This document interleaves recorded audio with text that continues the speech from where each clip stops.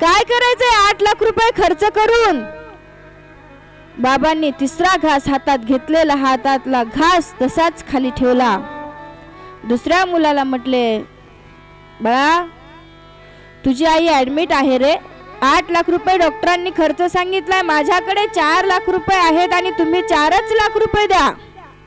दुसरा मुलगा म्हणे, बाबा माझ्या घराचा हप्ता आहे, माझ्या मुलाचे शिक्षण चालू आहेत, मी नाही देऊ शकत. तिसऱ्या मुलाला म्हणते, अरे मुलांनो तुमची आई ऍडमिट आहे, मला पैसे द्या.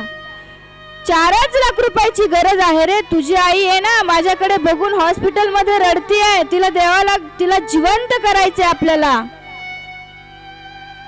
मुलं म्हणतात, नाही बाबा आमच्याकडे पैसे नाही आहेत, आमचे शिक्षणाचे खर्च, गाडीचा खर्च, मुलांचे शिक्षणाचा खर्च चालू आहे. बाबा आई आता वयामानाने म्हातारी झालेली आहे, तिला खर्च करून काय उपयोग आहे.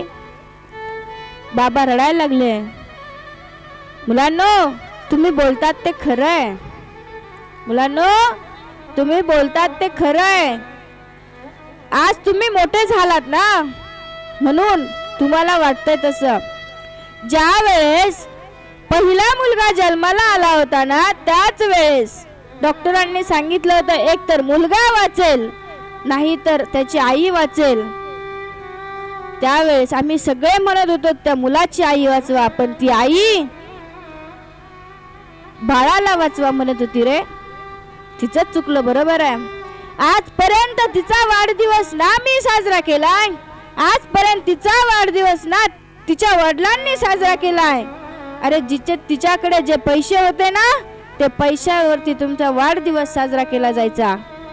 अरे जी मला ऑफिसला डब्बा द्यायची, तुम्हाला सकाळी उठून शाळेत जायला डब्बा द्यायची, जर तुम्हाला कधी ताप आला ना तर तो ताप रात्री 12 वाजता आई दरवाजा उघडून बघणार, बाळा गोळी घे, बाळा पाणी घे, बाळा जेवण कर. तुम्ही जेवल्याशिवाय आई कधीच जेवत नव्हती रे. खूप गरिबीचे काटे सोसून निघाली रे आई तुमच्या माझ्यासाठी. नाही नाही बाबा आता तिचं वय झालंय तरी सुद्धा मुलं ऐकायला तयार नाहीत. ठीक आहे बाबा म्हणतात नका तुमचे पैसे देऊ, मी काय करतो माझ्या वाट्याची जमीन विकतो आणि माझ्या वाट्याची जमीन विकल्याच्या नंतर मी तिचं हॉस्पिटलचे पैसे देतो. गावाकडे बाबा गेले, जमीन विकली. जमीन विकायच्या पहिले सौदा करायला गेले, सौदा केला तर ती जमीन 20 लाखाची जमीन 10 लाखाला मागू लागले. 10 लाखाला मागितल्याच्या नंतर ते म्हणू लागले मला खूप पैशाची गरज आहे, तुम्ही ती जमीन घ्या, 15 लाख रुपये तरी द्या.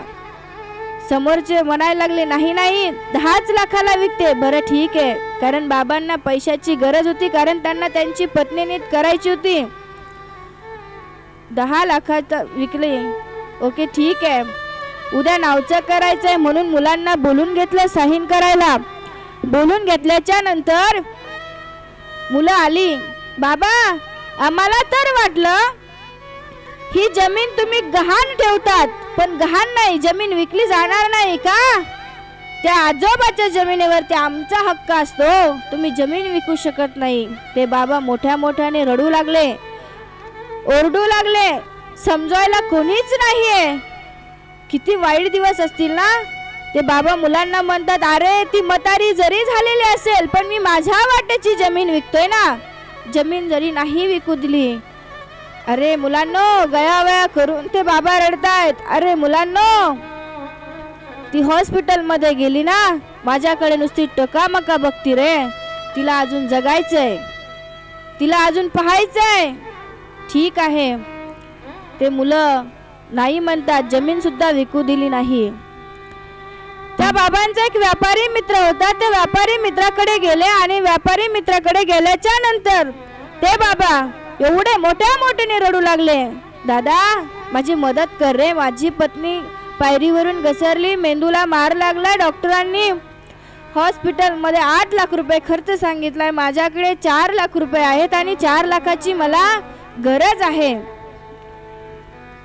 तो म्हणे देतो पण व्याज लागेल. कितीही व्याज लागू द्या, कितीही व्याज लागू द्या, मी व्याज देईल, पण मला पत्नीला नीट करायचंय, त्यामुळं मला पैसे हवे.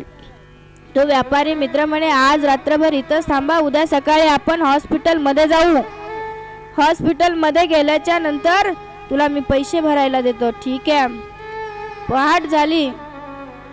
रात्रभर बाबांना झोप येईना तर 3 वाजता बाबा उठले. गार पाण्याने आंघोळ करताय. ते व्यापारी मित्र म्हणे, कशाचा आवाज येतोय?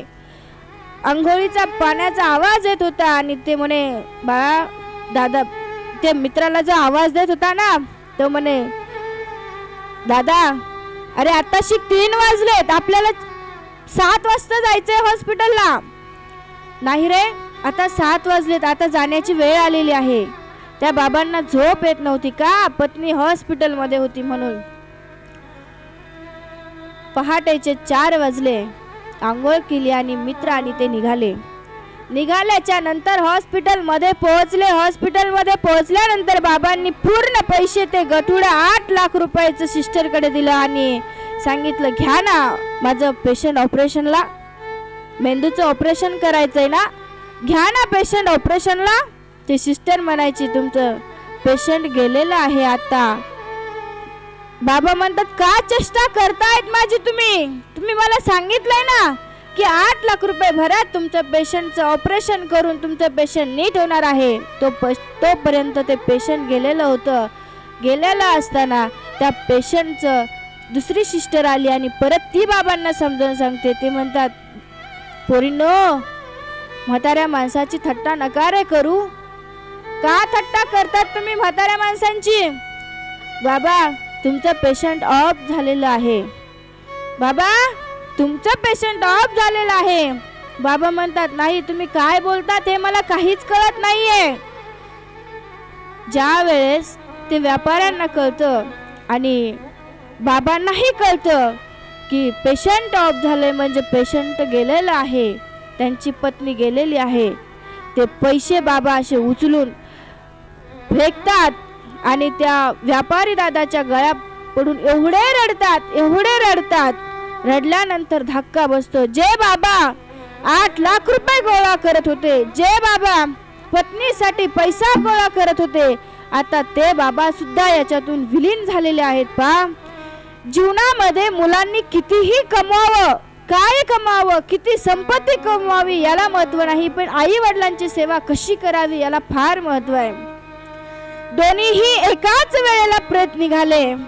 एका बाजूला आई जळत होती आणि दुसऱ्या बाजूला बापाचं प्रेत जळत होतं आणि मुलगा हंबरडा फोडत